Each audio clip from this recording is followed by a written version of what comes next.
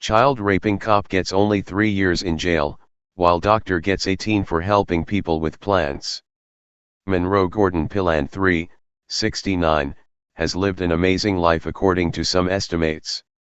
In the late 1960s, early 70s, Pilland served as a naval officer during the Vietnam War. Upon his return to the States, he earned a degree in nutrition from the University of California, Berkeley, and later a medical degree from the prestigious Wake Forest University, formerly a Southern Baptist University. He completed his medical residency in Elizabeth City, NC, and was a board-certified medical doctor from 1979 to 1984. Somewhere along the way, Pilland discovered the healing properties of marijuana, a known fact which has been well established in medical journals since before the time Pilland became a medical doctor. But that's also the same time Pilland began to have trouble with the law. Now a victim of the war on drugs and a soon-to-be resident inside the prison industrial complex, Pilland will likely die in prison, all because he simply believes the so-called authorities do not have the God-given authority to criminalize the possession and distribution of a plant, something he equates to blasphemy. In 1979, the doctor began cultivating marijuana on Hatteras Island to use in treating his patients. Hatteras Island is home to few residents, and in the late 1970s there were even less who called the North Carolina island their home. Pilland successfully grew 111 marijuana plants, which he said was going to be used in his medical practice. The former naval officer, turned medical doctor, turned cannabis advocate, was truly one of the first medical marijuana pioneers, putting his medical practice on the line to bring healing to his NC community. But all that changed when he was charged with possession of a controlled substance. According to the Citizen Times, in the early 1980s, when he was found guilty of growing 111 marijuana plants on his property on Hatteras Island and sentenced to 111 hours in jail, 111 hours of community service and a $1,110 fine, arguably a slap on the wrist in light of the peril he's now facing. It was taken from me because I didn't recant, Pilland said about the loss of his medical license. Pilland says he's currently working on a therapy based on flower essences and added, "I never stop telling people what I see as the truth about their health." After he lost his medical license in the early 1980s, he moved to Candler, NC, an equally rural area of western NC.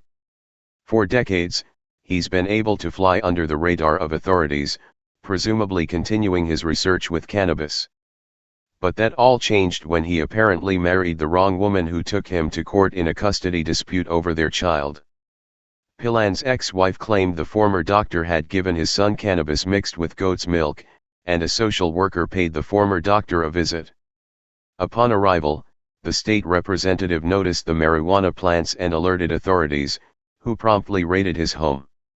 Agents later found 7.4 pounds of marijuana, 58 grams of poppies, morphine sulfate, mushrooms, marijuana candies and marijuana oils, writes the Times.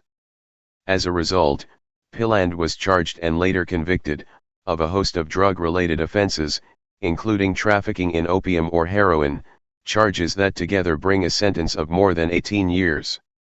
He'll be 87 years old if he lives that long in prison.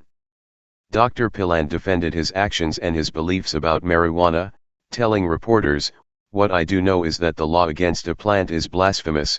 Humans are confused at times, obviously, with trying to make a plant illegal." He also said he was raised in a God-fearing Christian family in Winston-Salem, NC. He also said, "Anybody that believes in God and believes a plant should be illegal is committing blasphemy." And therein lies the problem in NC. Considered the Bible Belt for its numerous churches, the people of the Carolinas have been conditioned to trust their medical doctors. They're given painkillers, something they quickly become addicted to, and they're not given the option of treating their illnesses with medical marijuana, unlike more than half the country which already has medical marijuana dispensaries in state. While marijuana possession has been decriminalized, for the most part, anyone charged with distribution runs the risk of lengthy prison sentences. We spoke with a pastor from North Carolina who told us his fellow believers are reluctant to try marijuana because of the social stigma associated with being a believer in Jesus Christ and being a consumer of cannabis, something seen as a sin more likely the result of the drug war propaganda coming out of the Reagan presidency than any basis in fact or reason. But the preacher also said people are slowly waking up to the reality that many of their fellow parishioners are already addicted to opiates like OxyContin, oxycodone, and other powerful painkillers. Image, http://pixel.watch/qt7. The pastor also said he believes marijuana to be a much safer alternative to those harmful, highly addictive chemical opiate-based painkillers. One doctor, Fath Al-Mashali, who became the second highest prescriber of opiates, was recently convicted of defrauding the healthcare system, and will spend the next 20 years of his life in prison for actually addicting people to opioid painkillers. Ironically, he wasn't charged with any drug crimes, because as a medical doctor, that was what he was supposed to do, steer people into prescriptions, not heal them with a healing plant like marijuana. Legalizing marijuana in the Carolinas is going very slow, moving almost at a snail's pace. Even with it being slow going, North Carolina, within the last decade, worked to legalize CBD oil for medicinal use only. However, that was before the DEA in January classified CBD as a Schedule I narcotic, something it's not. For many, a medical marijuana advocate like Pilland is viewed as a freedom fighter, a hero to natural medicine practitioners, and a pioneer in the legalization of marijuana in the state of North Carolina. But to the DEA, and the justice system, he's a very dangerous criminal, even though no one was harmed by his natural medicinal remedies. The state has decided it will use its tax revenue resources to jail Pilland and keep him away from his family and friends, all because he is a marijuana and drug legalization advocate. By contrast, real criminals see such shorter prison times than drug offenders. Looking at similarities and differences within the criminal justice system, an NYPD sergeant, who raped his 13-year-old stepdaughter repeatedly, got a slap on the wrist for his heinous crime which has likely destroyed another life. According to the Daily Mail, Vladimir Krull was convicted of twice raping girlfriend's daughter, 13, and forcing her to perform sex acts on him at school after taking her to the father/daughter breakfast. When his case went to trial, he was convicted of child rape and received just 3 years in prison. We want to know why.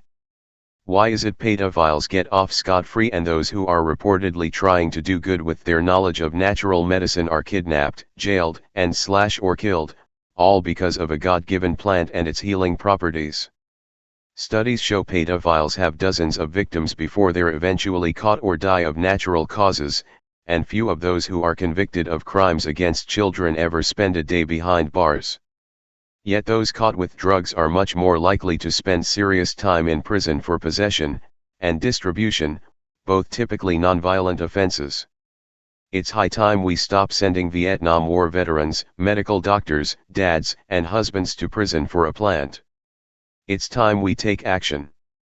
Call your congressman or senator today and express your desire to see marijuana legalized, and those in prison for marijuana-related charges set free.